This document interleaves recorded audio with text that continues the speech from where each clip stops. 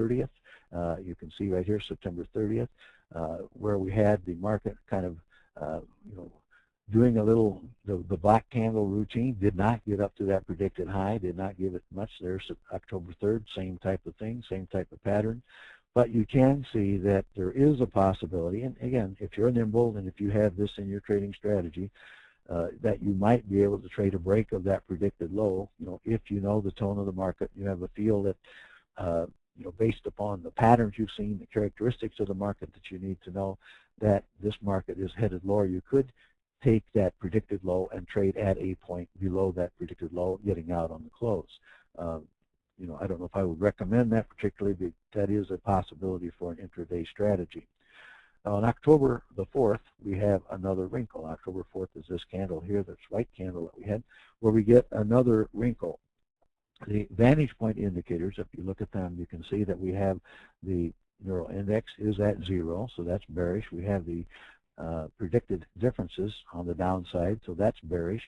You still have this predicted exponential moving average below the actual moving average, so that's bearish. So ideally, you'd like to be, if you can, be a seller. But again, when the market, doesn't always do what I want it to do, at least it hasn't to this point, and so that we have to kind of be prepared to go with the flow, do whatever it takes when the market does move.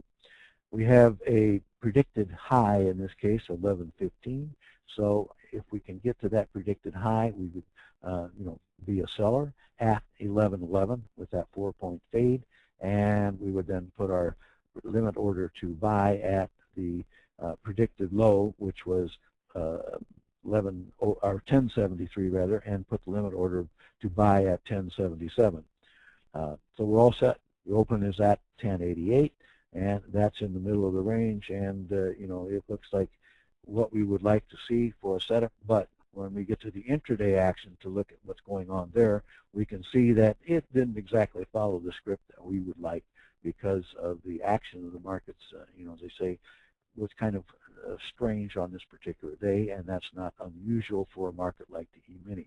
You can see that on this particular day, when the market did do that, instead of moving toward the predicted high to offer us a short selling opportunity, the market was struggling kind of all day, for a long time, and at least at this point, it did get down to the general opening, we would call it a regular day or a normal day, at 1077. We had a predicted low, remember, at 1073, and the limit orders to buy was at 1077.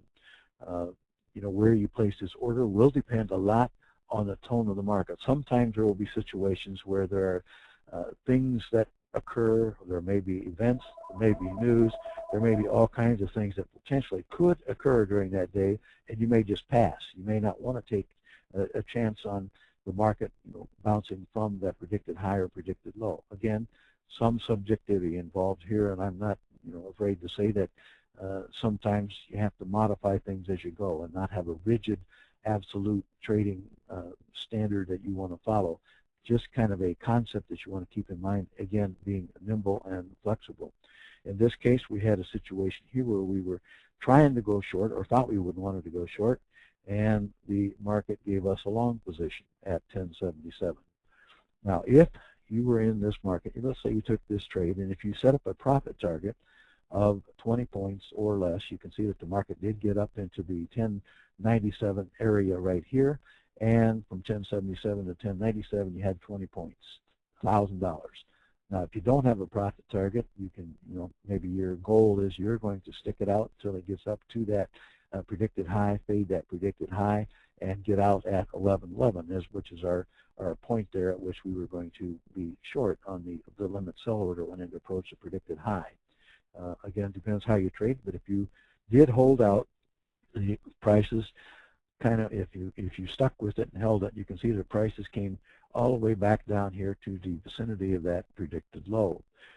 Now, do you have enough nerve to have held on that long? I don't think that most traders probably would, even if you have to say, okay, I'm going to, again, don't be afraid kind of to adapt the strategy. You got a little profit, you can say, well, I'm going to put a stop below this candle here, below this low, and if it goes below that, I might get out there if I don't have a profit target or whatever. You know, a lot of different things that can go on here the way you want to set that up. You could have, of course, stayed in. And if you had stayed in, if you had the patience and I guess maybe the guts, you can see what happened in that last hour of trading or so, and it moved all the way up to that predicted high, and you would have sold at 11.11. You know, again, I don't think you want to initiate any kind of trade on this type of situation, an intraday strategy in the last hour of trading. If it hits the predicted low in the last hour of trading, I don't think it's a good thing to buy and assume that it's going to get to the predicted high. You know, it's just not going to happen very often. You know, it's kind of pretty unlikely. And in this case, you might have panicked and got out when it got down to that 1077. I mean, breaking even is better than losing money. So you can get some of those wild and woolly rides, and maybe that's not going to be something that will appeal to everybody's taste, because, you know, as you know, it's very hard to overcome some emotion sometimes when it comes to trading. And we might end up with a situation where we lose big because we're stubborn, or for whatever reason we kind of have to go with what the market gives us.